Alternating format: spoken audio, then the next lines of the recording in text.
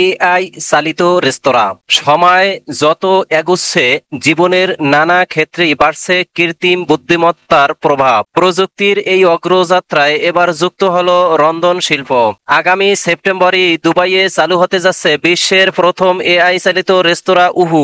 রেস্তোরাঁটির পরিকল্পনা ও রান্নার পদ্ধতিতে সহায়ক ভূমিকা পালন করবে একটি বিশেষ AI agent, self AI man. উদ্যোক্তা আইমেন ওয়াইটুন কাকি জানান, খাবার তৈরি করবেন মানুষই, তবে রেসিপি নির্বাচন, উপকরণের সংমিশ্রণ এবং নতুন পথ উদ্ভাবনের দায়িত্বে থাকবে এআই সেফ। তিনি বলেন, রন্ধন শিল্পীরা সরাসরি রান্নায় যুক্ত থাকবেন, তবে নতুন ধারণা ও স্বাদের পরীক্ষায় পথ দেখাবে এআই। এতে বিশ্বজুড়ে খাদ্য প্রেমীদের জন্য তৈরি হবে এক নতুন অভিজ্ঞতা। রেস্তোরাঁ চালুর আগেই প্রচারণার অংশ হিসাবে সেফ এআই ম্যানকে সামাজিক যোগাযোগ মাধ্যমে তুলে ধরা হয়েছে। মানুষের মতো দেখতে এই ভার্চুয়াল শেফের মুখে হাসি আর চোখে বড় চশমা।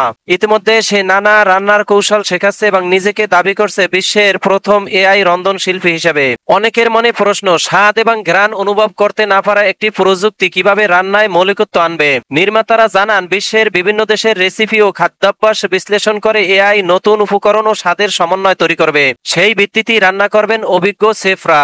এই পুরো প্রক্রিয়ার তত্ত্বাবধানে থাকবেন দুবাইয়ের খ্যাতিমান রন্ধন শিল্পী রিফ ওথম্যান। জানা গেছে, উহু রেস্তোরাঁয় পরিবেশিত হবে এশীয় ও পেরুভিয়ান ঘরানার বিভিন্ন পদ। স্বাদ ও পরিবেশনায় এক ভিন্ন মাত্রা যোগ করতেই মেনু সাজানো হচ্ছে। তবে এই ব্যতিক্রমী অভিজ্ঞতার জন্য খরচ কেমন হবে সে বিষয়ে এখনো আনুষ্ঠানিক কিছু জানায়নি কর্তৃপক্ষ।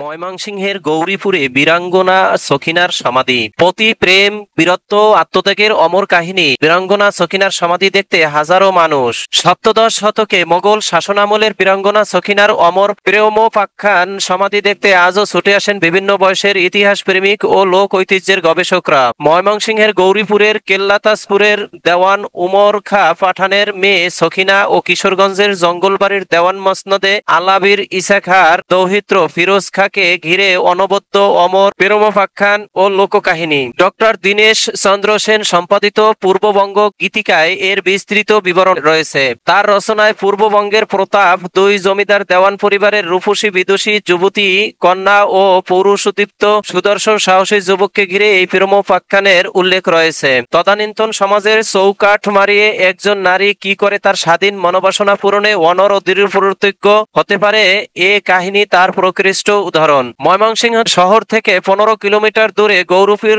হয়ে সহজেই এই ঐতিহাসিক স্থানে যাওয়া যায়। প্রায় প্রতিদিনই এখানে দর্শনার্থীর দেখা মেলে। এ সমাধি ঘিরে পর্যটন কেন্দ্র গড়ে তোলার দাবি স্থানীয় মানুষের। তারা বলেন, সরকারের পর সরকার এসেছে, কথার ফুলঝুরি ছড়িয়েছে, কিন্তু কাজের কাজ কিছুই হয়নি। যে স্থান আমাদের ইতিহাসের অবিচ্ছেদ্য অংশ, নারী সমাজের গৌরব, সেই স্থানের প্রতি অবহেলা অনুপ্রয়াত।